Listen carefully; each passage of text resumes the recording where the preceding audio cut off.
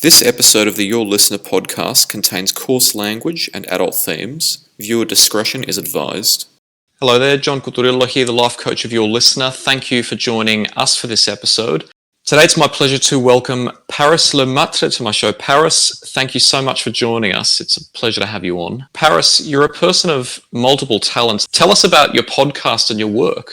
At the moment, I've got a podcast called Shit's Fucked, mainly based on addiction and mental health. I launched it because of my own recovery journey and finding it quite difficult to navigate where to start when it comes to healing and recovery. So when I was thinking of particularly addiction recovery, I guess what would come to mind would be like NA, so Narcotics Anonymous, AA, Alcoholics Anonymous, their support groups, their 12-step programs. Then there's also like rehabs, drug counselors. They were just the least desirable options. I was like, oh my gosh, these are really hectic, really scary. That makes my situation really real.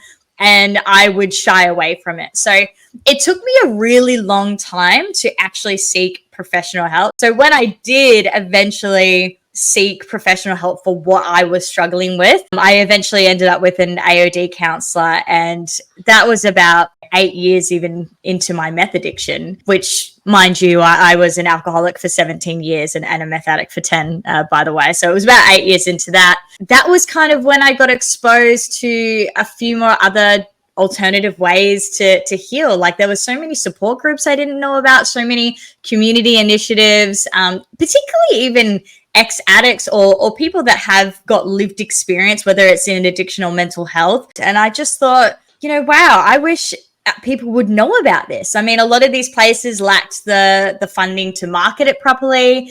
And so I wanted to just create a platform where everyone could access this information all in one place. And that's ideally how it was born. And what I'm getting up to now is, I'm interviewing a lot of guest speakers that are either working in the industry, so whether it's AOD or mental health. I also interview different coaches, so people who are working in the more personal development field of things. And I also interview people with lived experience. So, I really just want each episode to either provide listeners a resource to walk away with or a service to try, or, it's opened up their mind and educated them a little bit more around, addiction or mental health. I am also working in regards to launching like an addiction treatment service and a mental health wellbeing service as well, which will be online, and it's going to be remotely accessible.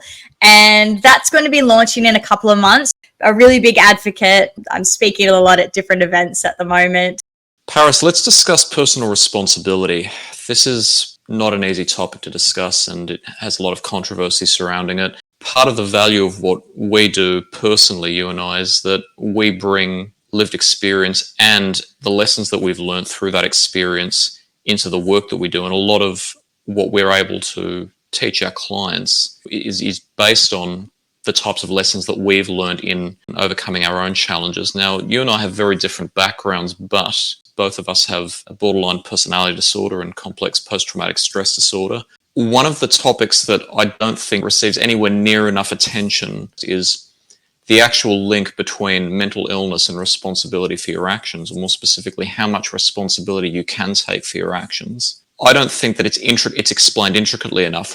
It's an interesting one. Through my own personal experience, I can definitely say that there was a lot of times in my life where, particularly if I was in drug psychosis, that I was really not aware of my own behavior and my own surroundings. And I honestly didn't even know what true reality was. And so, of course, I was acting out and responding to these false realities, things that just were not actually happening.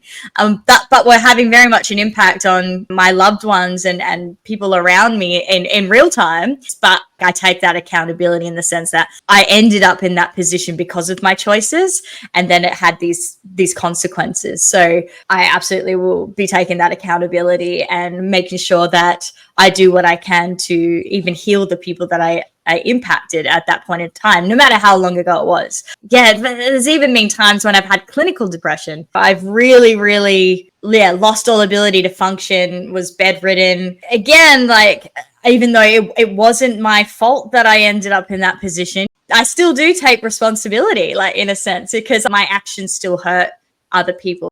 Psychosis is one of the instances in which an individual truly can be said to not have the capacity to be aware, even neurologically, of the consequences of their actions. That is when the term out of control actually becomes appropriately descriptive. But let's talk about some of the more ambiguous situations, and borderline personality disorder is a good example. To prime us, I remember once I had a friend, she advised me, John, never date a woman with borderline personality disorder because you'll always be a victim of false rape allegations. What? I should laugh, but okay. This was before I got diagnosed, and now I'm thinking, gee, did I ever make false rape allegations that I conveniently compartmentalized into my unconscious? I don't think so. I've never made, I don't know about you, Paris, but I've never made a false rape allegation. Definitely not. Exactly. Definitely not. Especially in the media, when we hear about crime reports, often tagged at the end of the media report is, this person is said to be suffering from some mental illness that often has nothing to do with psychosis or dissociation, which means the person is able to test reality in a clinical sense. Often we're led to believe when someone has a mental illness, immediately that eliminates all the intermediary processes that happen between the illness and their actions. And people, without close analysis, assume the illness just causes the actions to happen spontaneously, and that therefore when you're mentally ill, you can't take accountability. Except in instances when a person is psychotic or is dissociating, in which case their continuity of time and space is interrupted. A more careful analysis of what actually happens in the midst of a mental illness episode is when the episode occurs, that is to say, when those destructive thoughts or feelings take place in a variety of different illnesses, the actions don't just happen directly from that. There are intermediary processes, and often that comes down to how you actually interpret the thoughts and the feelings and then what you do with them. One of the misconceptions is that when you have a mental illness, you don't have a choice about your actions. That's an oversimplification. It's harder to make choices. Maybe you have fewer choices, but the choice, as far as I can evaluate and analyze, doesn't disappear entirely. It just becomes severely disabled in some way. Let's take an example. One of the manifestations of my own BPD was misinterpreting what people might say to me as being a personal attack in some way when they're not a personal attack at all. And this thankfully doesn't occur often anymore because I've learned to manage my symptoms. But a long time ago, I was having a conversation with someone. They made a perspective and then I made a counter argument. And I didn't do it in an aggressive fashion, but the way they responded suggested that they were trying to belittle me or discredit me. That was my interpretation of it. All of a sudden, my executive functioning, which is my ability to retrieve information from memory and make basic reasoning so as to complete basic tasks, started getting affected. I started to feel my heart rate increase. I started to have trouble thinking of something to say in return. And when I thought about it in retrospect, the thought was, oh no, they're making accusations about me that aren't true. They're trying to misattribute what I've said. I'm upset now because I don't like being misattributed. It reminds me of my past and all the mistreatment that I faced. I don't like that. It's triggering memories. Now, at the same time, I didn't want that person to see that I didn't want them to know that I was thinking that because I was scared they might judge me.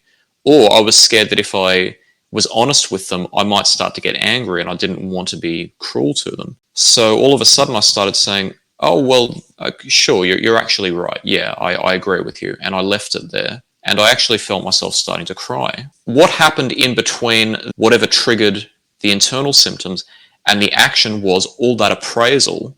Now, the fact that my cognitive functioning was affected meant I had perhaps fewer choices in terms of the responses I could make. But I still had a couple of choices. The choice that I made was just agree for the sake of being agreeable and not to let conflict arise. It wasn't the ideal response, but it did stop a conflict from taking place. But I also had another choice, and this is what often gets confused when mainstream media and pop culture portray mental illness. I could have said something exaggerated like, oh, come on, I mean, don't you see that what I was saying was this and not that? Why are you trying to make attributions of me that aren't true? Even if I misinterpret the scenario, I still have a choice about which of those actions I can take, and I choose the one that was less likely to cause a conflict. And then when I actually reflected with that person later, they said, actually, that's true. I didn't make that accusation of you. I think it just might have been the way I said it. But take it into a broader context where people do make false rape allegations, where people commit violent acts. In between feeling the urge to do or say something and actually doing it, you have that intermediary process. Often the reason that we behave the way we do in the midst of mental illness, and the reason we choose behaviours that are distressing to others, is because those behaviours in our mind are actually cathartic. If I had have shouted what I believed and just given it to them, that would have relieved the anxiety, because it would have taken back some of the power that I perceived had been taken from me. But I still had a choice not to do that, and I still had the option of thinking, okay, maybe I'm wrong, therefore it's best that I don't do this, or I know that if I do that, it's going to cause a conflict. Therefore, even if I believe I'm right, maybe I can save the conflict and figure it out some other way. I don't know about everyone else's experience, but in the past when I had episodes, I knew sometimes that the things I said were awful, but it was cathartic for me. But then I learned to understand what it was, what those symptoms were, what they signified, and then choose my actions. I had a choice. Now I could just conceptualize the choice in clearer terms. Yeah, I completely agree with what you're saying. The only other flip side to it that I would like to add is, like, you know, if you are someone who is really not aware of your own behaviors and that you don't understand and you are not educated in that department, it can be very hard to even stop yourself and analyze and then be able to make a choice on you know, what to do next. So I think it does also depend on people's capabilities and capacities as well. So that's the only thing that I would add to it. But I do agree in the sense that we always do have a choice. And I just think that does come down to someone's understanding around, you know, how they're feeling, their emotions, their thinking patterns, and knowing what those mean and how it impacts them on a day-to-day. I think that capacity is also a really big part of being able to make good choices.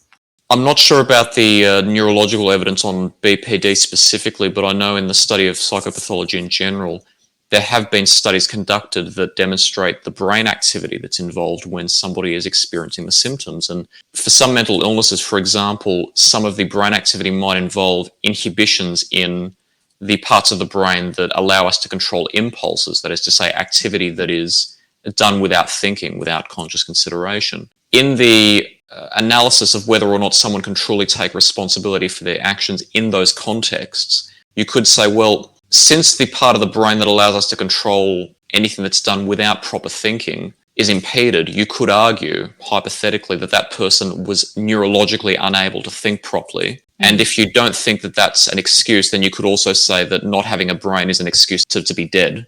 Because you could then argue, well, if you take out someone's brain, they should still be able to think. You may have to concede that ultimately what we're able to do is based on what our brain is able to do. At the same time, knowing whether that is relevant to all circumstances in which somebody tries to evade responsibility or only some circumstances, it's hard to know because we don't really analyse it that well. So we can't really say. But our actions, us and our environment, we do interact with each other. And one of the biggest concerns that I have is when we become too focused on feeling good or just wanting to validate feelings, which is something that's becoming quite common, is your feelings are valid, which is an idea that is meant to counteract, I believe, some rhetoric that's existed in history that has been designed to oppress and belittle people who have feelings that somebody else doesn't like. Saying someone's feelings are valid empowers them to take control of them and to actually seek guidance into how they can manage them, which is it's meant to be a counterpoint to what's happened in the past where people had legitimate feelings. For example, they were being abused, and oppressive power structures, however one may conceptualize them, would deliberately shut down people's feelings, because when you start acknowledging feelings, you start acknowledging that the reason they exist sometimes is because other people do wrong by you, and the elites didn't want people knowing that. But at the same time, if we take that philosophy too far, then what we're basically saying is objective reality doesn't exist and that all that matters is what you feel. But then the question is, what if what you feel isn't accurate? Yeah, it's a tough one because I feel like all feelings are accurate to a degree, but I guess it's understanding what that feeling is and where we're applying it. So but I think like at the end of the day, we do need to take a little bit more ownership and accountability in our actions. And I think it's also healthy to have these objective conversations too. I mean, I think that keeps us accountable as well, because even going through my own journey, I can't even trust a lot of my past memories because of the amount of times I went into psychosis. I know what I felt and what I was experiencing. And there were very intense emotions. I was feeling very strongly about certain people, certain situations. And that was my reality, even though in hindsight, it wasn't a real reality. I don't know if my version of events were true. And I have to be very okay with that and willing to learn and take in other people's perspectives as well on my behavior at that time. And that even comes down to stuff with BPD and CPTSD as well. Like I really struggled for a long time to manage my emotions around that. I mean, it's the main reason I fell into addiction in the first place, is because, as you would know, John, like the mood swings, huge. It's multiple times a day. So you can wake up like suicidal, and then by lunchtime you're feeling a bit better, and then by the evening you could be on the whole other end of the spectrum again. It's really exhausting. It's a lot of emotions at once, and they're so intensive as well. Like they really take over your whole physical being as well when you feel those. I was a child at the time, and my first response was, I'm going to numb this. I just don't want to feel like this. But I was very much still acting out, having those impulsive behaviors and causing harm to others. So I could say at that point of time, did I have executive function? Was I being impaired to some degree? Even if that was a yes, I would still be willing to take accountability for that behavior. I'm interested in the idea that all feelings are accurate in some way. What's your conceptualization of feelings, and how do you define the accuracy of them? When it comes to feelings, they're so complex. A lot of the time, we don't even know what we're feeling. So I don't feel like there's a right or wrong in a sense of, trying to explore those feelings and understand them. So, if you're feeling angry about something, I feel like you're entitled to have those reactions, but I think it's also how you manage them is what matters. I think that those initial feelings, I don't think there's anything wrong with that. And that's all of what I meant in that circumstance. There's a definitional question here of, are the feelings important or are they accurate? I'd argue all feelings are important because they're there for a reason. In order to deal with them in a healthy manner, you have to acknowledge them and you have to understand them. So the fact that you need to understand them and acknowledge them and work with them makes them in and of themselves important, because if they weren't important, then they wouldn't be having such an impact on the way we think and how we function. But all humans are emotional beings in some way. But questioning whether the feeling is important or whether the feeling is accurate requires two different examinations. Okay. Yeah, I see what you're saying, because I think that our perceptions can be inaccurate, but when it comes to feelings, I don't feel like they're inaccurate, even though the situation we might not be having the appropriate response emotionally because we're not understanding the actual situation and we're misinterpreting it and we've made assumptions and things like that. Are you suggesting that feelings are neutral in the sense that they're neither accurate nor inaccurate? They're just a reflection of themselves? Or yes. Do you mean when you say that they're accurate, that they're a true indication of something happening within us? Yeah, like I don't feel like there's a right or wrong feeling. Yeah, it is a representation of what we're experiencing.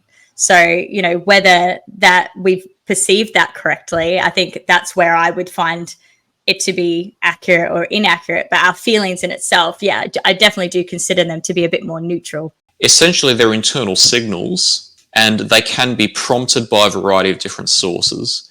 Yes. So then the examination of validity happens when you appraise them and then decide how to act on them.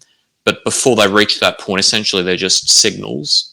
Yep, that's it. Sure. I agree with you. In fact, that's why I'd conceptualize them all as important in some way. I think the importance factor emphasizes that you shouldn't ignore them and that you shouldn't mistreat them, as stigmatize them. because you often can't help how you feel. You usually don't deliberately put feelings No, in yourself. it's always a response to something. Whether we have a given feeling or another given feeling is often down to what we've learned. So borderline personality disorder, it very commonly occurs following complex trauma. Often we've learned to evaluate the world in a negative fashion because the way that people have treated us has been exceedingly negative and neglectful. And so it essentially teaches us the idea that the world is a dangerous place and that everything that we observe in our environment is inherently indicative of ourselves being in danger or the environment being adversarial in some way. So we tend to make assumptive interpretations about what the environment is actually telling us, and that's what the internal signal is. Yes. It is something that you can heal from as well, but that comes from many years of working on this as well. It's definitely not a quick fix or an overnight success. When we're younger, we're so impressionable. This is when we start building those core beliefs. So if we're being treated negatively or we're experiencing abuse, we start to develop these core beliefs. Like, for example, when I was younger, one of my relatives, whenever they looked after me and my siblings, I was very much alienated from my siblings. So they had a little bit of a vendetta against me, mainly because I looked like my mum. I mean, this person was not well. Yeah, she would single me out. She would lock me in rooms, like, away from my siblings. So from a very young age, I think it started when I was like 4, and it went on for a number of years until I was a little bit older. I'd find myself in these rooms just really questioning my existence, my self-worth. I would wonder why my siblings can play outside and I can't. The core beliefs I ended up developing was, you're bad because you're being singled out. Here's the evidence of that. You don't deserve these things. You don't deserve to be happy. And so growing up, as our brain works, when we start forming these beliefs, we then look to support that evidence, right? That's cognitive bias. This is one of the reasons why this issue is so difficult to discuss, and for me it is as well. I recorded an episode some time ago on the difficulty of telling people what they need to hear, and I said one of the reasons it's so difficult to have discussions about your own role in the problem that you experience and telling people what they need to hear, even if they don't want to hear it, is that often telling people what they need to hear is a proxy for abusive behavior. And there's a lot of rhetoric being circulated that all these people who say they're having trauma can't possibly be traumatized because it's such a large percentage of the population, and a lot of these people are lying, a lot of these people are exaggerating. It's hard for me to discuss this, to have this conversation with you right now and question, are all feelings valid, without thinking, am I just one of those people who's denying the existence and the importance of actual mental illnesses that have a detrimental effect on people's lives? But it's important for me as well to step out of my comfort zone, because in the midst of a mental illness, often we can behave in ways that self-perpetuate the symptoms. So when we behave, it influences the environment provides us feedback, and then that feedback reinforces those dysfunctional beliefs, which then self-perpetuate. And that's the reason why it's necessary to have those difficult discussions, not because you want to hurt the person, but because unless somebody brings it to their attention in a sensitive but thorough manner, and it was important for me as well to hear this, that person is never going to get better. We would continue to live in a lot of heartache and a lot of misery if we didn't have those conversations with our own therapists and with ourselves at times. I completely agree. And I think this is where a lot of people kind of fall short, because, look, I don't want to say it's everyone, but I know I've been guilty of this myself. I've seen other people experience similar things. When I had first been diagnosed with CPTSD, I very much fell into the trap of feeling like everyone else kind of needed to learn how to operate around me, which, of course, in hindsight, that is so far from the truth, but that is something that we often can still get caught up in. So, I've been to mental health workshops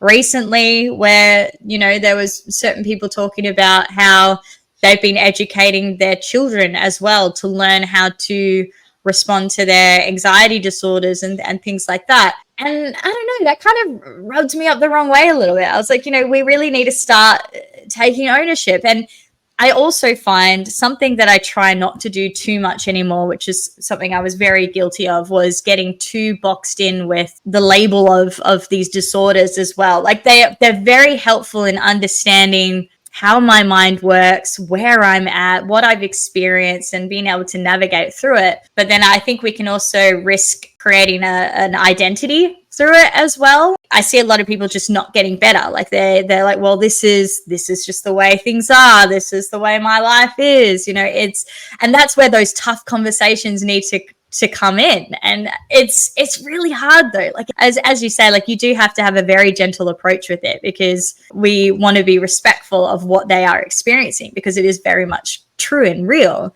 I guess you can see that person is boxing themselves in. You can see that they're limiting themselves, and trying to have that conversation to just open their mind up a little bit. Maybe there needs to be a shift in mindset. It's really hard, especially if someone's not in a place where they are willing to hear it or accept it. And that's something that I've struggled with, even with relatives as well, is trying to discuss with them things that have happened in the past and really just trying to make sense of it all, a part of my own healing, I guess.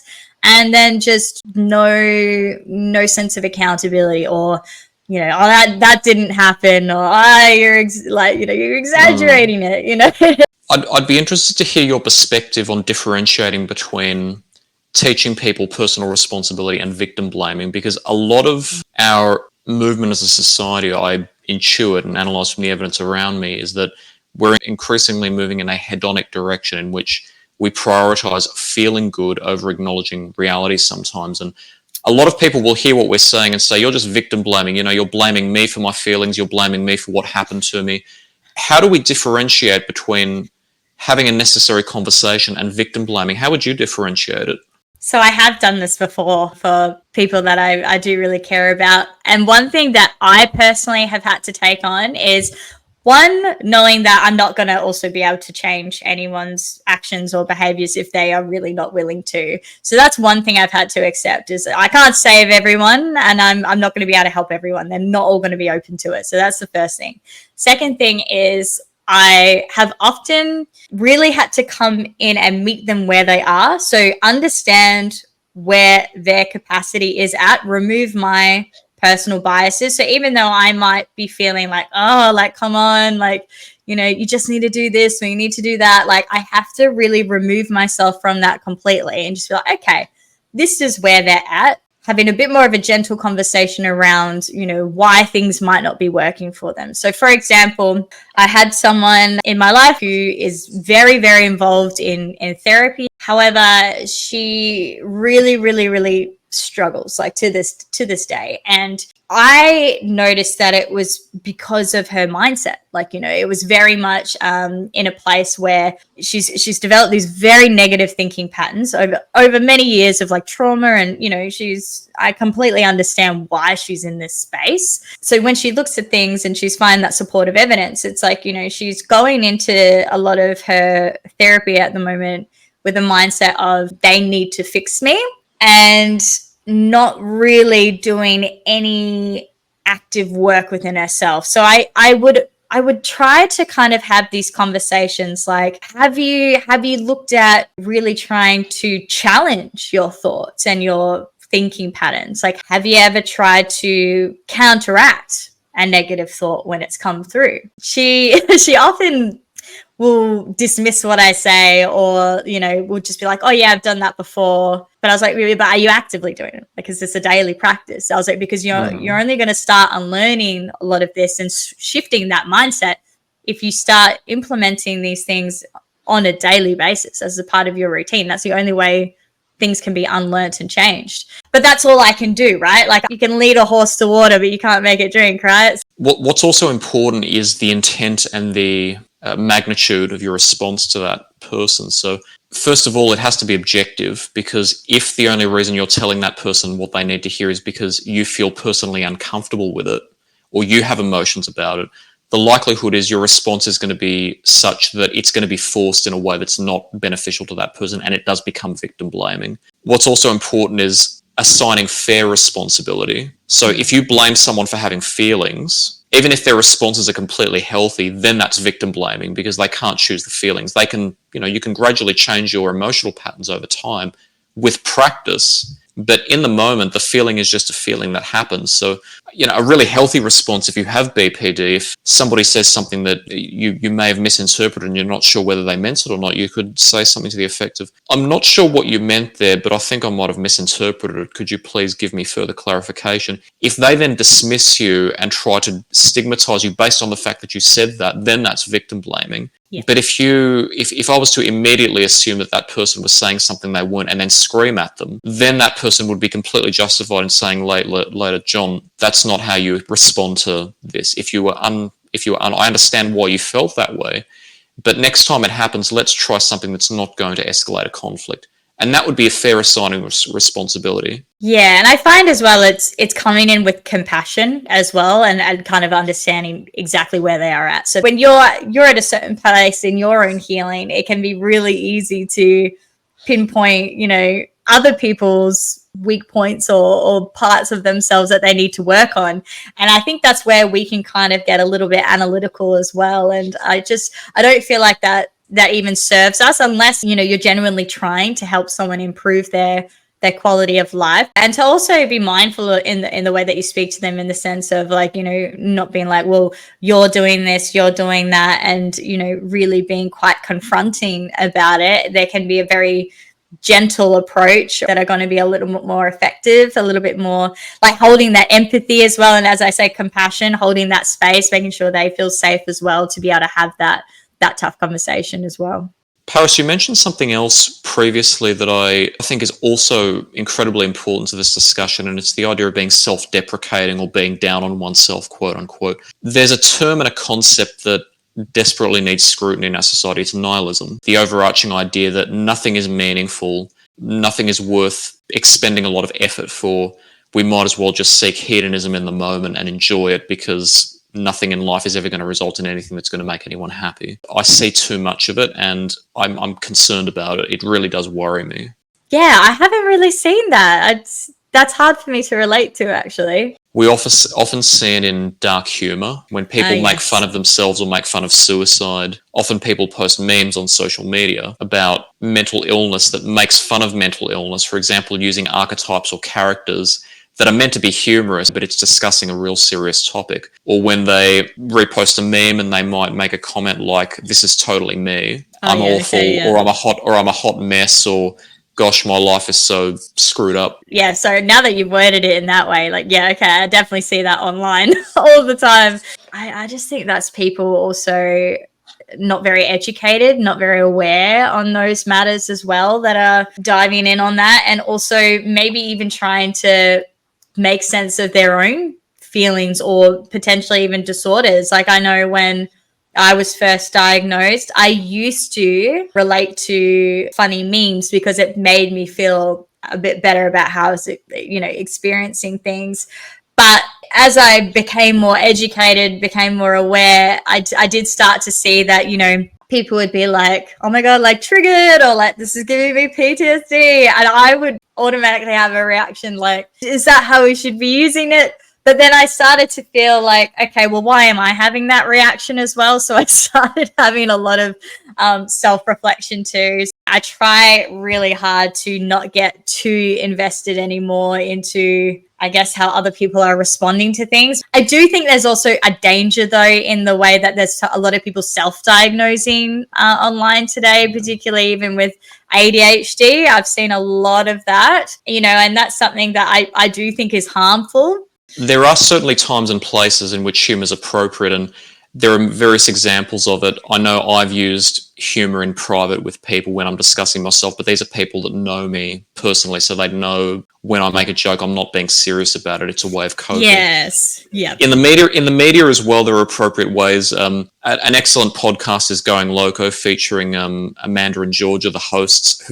I've actually had the pleasure of interviewing them on my program, and they explained how they use humour to discuss serious topics.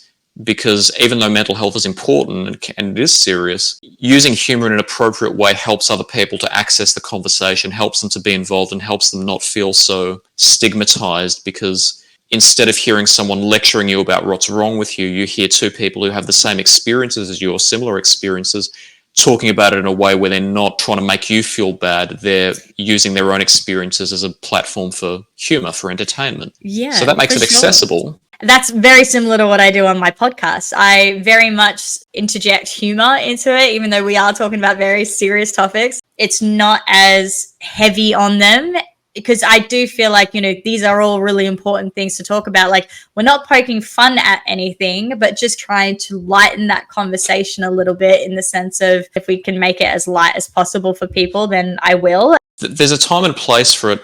I don't think that counts as nihilism, though. I'd say what I'm seeing in the environment is association between a chronic hopelessness and behaviours that, again, self-perpetuate the problems. And I see a strong association between nihilism and trying to evade personal responsibility. And I see people, and I've known people personally, and I've tried to help them. They exude a lot of nihilistic attitude, in the sense of, basically their attitude is, I'll try and enjoy myself as much in the moment as possible. I don't care about the consequences. I just want things in life, and I just want to enact my desires. But then there's also, from those same people, a lot of talk about what a horrible place the world is and how society should be helping us. If you believe your attitude is okay, and every person has that same attitude, who's going to take responsibility for helping others? Because society doesn't actually exist. It's not an entity. It's made up of a lot of smaller entities called people. And people do influence each other, but people have to choose to take action themselves, if it's for themselves or if it's for other people. If everyone has this whole attitude, which one of them is going to take responsibility for helping? Like, is one person going to help everyone change? And they can't do that. There has to be a point at which you say, right, making the world a better place has to be one person at a time, and I have to be willing to give up things I want in the short term for things I need in the long term. I did know someone some time ago, and I really don't wish ill on them, but I saw a lot of that attitude in them. At times I tried to gently suggest, look, have you considered maybe making a change here or a change there might help you in the long term? They didn't want to change. And sometimes the BPD part of me wanted to say, well, if you don't want to change, then how can you complain about the world being such a horrible place? But of course, I didn't want to really say that, because that's not nice. But I wanted to say at times, look, if you constantly think that way, your thoughts are going to influence your actions. Your actions are going to give you feedback that are going to influence the thoughts. It's a real cycle. The world can be a horrible place, but you can make your life less horrible by making choices. It's not going to make the world an ideal place, but at least you'll have a better situation and won't feel so horrible about life. Yeah, and I agree. I just think that, a lot of people, that can also stem down to their self-worth and their self-love as well. Like, if they don't really care for themselves, they're not going to really make good choices in their life and do things that are going to make things easier for them. I mean, it's such a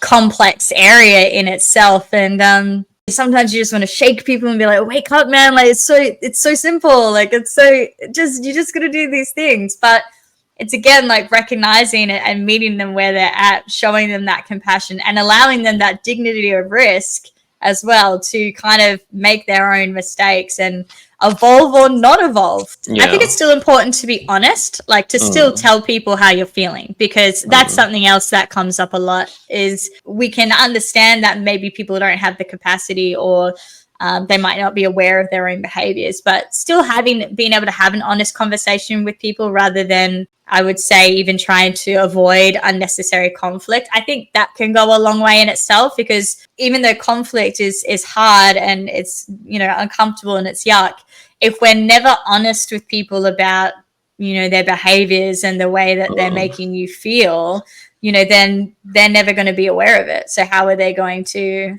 change that? Absolutely, and that's certainly an important approach, and people sometimes do need to hear your honesty. The point is, if you do then become emotionally affected by it, not only are you then being brought down with them, but at the same time, then it could start to influence what your motives are for doing what you do. Are you doing it because you want to feel less bad about what they're doing, or are you doing it because you genuinely think they could be better for themselves if they change? The other issue is, we're also talking about what's good for society when we embody at a mass level certain attitudes. So if you take that hedonistic approach too far and enough people embody it, and this can get transferred into generationally, where people from our generation are going to then teach their children this attitude, and then the next generation and the next generation after that are going to successively learn it. We're then going to come full circle, and we're all going to have essentially BPD-like sensitivity, where the minute anyone tries to even gently suggest, have you considered that there are some things you could be doing to change the situation, immediately you get shut down and labeled as a victim blamer, even if that's actually the truth. Yes. Whether you do it sensitively enough, that's the key point. You have to do it appropriately. But do we really want to embody that attitude as a society? Because really, I've met people who embody it, and quite frankly, I feel sorry for them because they don't know how much potential they have. They don't know just what they could be achieving if they took one step at a time to make major changes in their life. It is possible. Change is difficult and it's very uncomfortable. So you can't avoid feeling uncomfortable and doing things you don't want to do when you change a situation. But it is worthwhile. And I'm sure both of us can attest to the fact that all that discomfort definitely paid off, didn't it? Oh yeah, definitely. And that's the worst part though of it. Like, this is why people try to avoid that change and doing the work to heal, is because it's not nice. It's very uncomfortable. It's gross, but it is so worth it in the end. It's just pushing over those first couple of hurdles, and then it's smooth sailing from there. Absolutely. And we do have an innate evolutionary tendency to also try to reduce anything that makes us anxious or gives us negative feelings, because really negative feelings, they have an evolutionary purpose. They're meant to signal when we need to act on danger to avoid any situation that's going to impede our ability to survive. There are various activities that happen at the unconscious level that tend to facilitate that. One of them is called the just world fallacy, which is the assumption that when something happens to someone, it's because they deserved it. If something bad happens to someone, we assume even unconsciously that they must be a bad person and they deserve for that bad event to take place in their life. Or if if something good happens to someone, the inverse. We can also apply it to ourselves, because we want to believe that the world is a fair place. Often that leads us to try to move responsibility away from ourselves, because taking responsibility invokes negative feelings. And because we like to think we're good people, we don't want to feel negatively because we don't think that we deserve bad things happening in our life. So we do what we can unconsciously to try and distance ourselves from anything, even if it's beneficial, that invokes negative feelings. But as you said, it's horrible, but it leads to a benefit in the long term that you don't get from short-term pleasure. Even just through my own addiction recovery, there's a huge part of it where you have to, as I mentioned before, you take that accountability and that ownership for past mistakes and the harm that you've caused others. And it is a really tough thing to do. And I have found it agonizing at some point. I mean, I still to this day struggle with guilt and shame, and that's something that is becoming a little bit lighter as I keep doing this work. Look, there's been times that I've taken responsibility and ownership in certain situations and people haven't responded well. They've still very much, been quite hurt from what originally happened, and rightly so, and didn't really want to forgive me in any capacity and didn't really want to have any part of me in their life. And I had to also learn to be okay with that. But what I found, like, as much as I struggled through a lot of those emotions and, really trying to not feel, abandoned, a lot of those very common BPD feelings that arise, I, in turn, just started really pouring my energy into the people that, have really accepted me, who have, accepted the apology, who can see the actions I'm taking to be a better person and a safe person again for them to be around. The most rewarding part of all that work has just been how deep my relationships with people have now become, and just, seeing how much they rely on me now, and that, I am a safe and trusted person again. And to see those people now rally around me with everything I'm trying to achieve, like at this point of time, like, seeing them in my corner as I go through everything with the podcast. And that's just been really rewarding. I now have very authentic, real, honest relationships with people, and I wouldn't trade that for the world. So even though, like, I lost people in the process, and it was hard and it was heartbreaking and it was really, really tough, on the other side of it, yeah, I've deepened those relationships with the people that stayed around, and I'm just so grateful for what I have now. Thank you for sharing, Paris. And I've actually had the same experience, that there are people that I've hurt through the words that I've spoken in the past, and I haven't yielded forgiveness from them. And my past self would have been angry that they didn't forgive me, but my current self realizes that there's a reason they don't forgive me. I've chosen never to make those mistakes again. I've moved on. I wish them well. And that's the message that I'd like to send people, because you can't change your past. You can choose to learn from it, and you can choose your present actions. Just because you made some mistakes doesn't mean you're a horrible person. You can change. And I'm very grateful for the fact that I have changed, that I was able to change. That's also the other part of taking responsibility, is the actions that follow that responsibility as well, and what you do with that. I think that's, you can't really take any responsibility or accountability, not with just words, but with action as well. Paris, this has been a fantastic discussion, and I'm sure our audience has really reaped a lot from it. Thank you so much for sharing your experiences. It's been a privilege to hear them. No worries, John. Thank you so much for having me on. And I've really, really enjoyed this chat today. It's been very insightful. It's my pleasure. And to our audience, thank you so much for joining us today. Please be mindful, as always, that what you see on the internet is not advice. If any of you out there have concerns about any aspect of your life, be it your mental health or otherwise, please, first thing you should do after listening to this, speak to a trusted professional about your care. It's never too late to get help. Also, please keep in mind that today we discussed a variety of personal perspectives and ideas from a variety of different facets of life. Please don't take anything we discuss as denigration. We're not suggesting what you should or shouldn't believe. This is to instigate critical thinking and to share ideas. We would very much like to hear from you. If you have your own perspectives, please feel free to contact us. And until next time, please take care.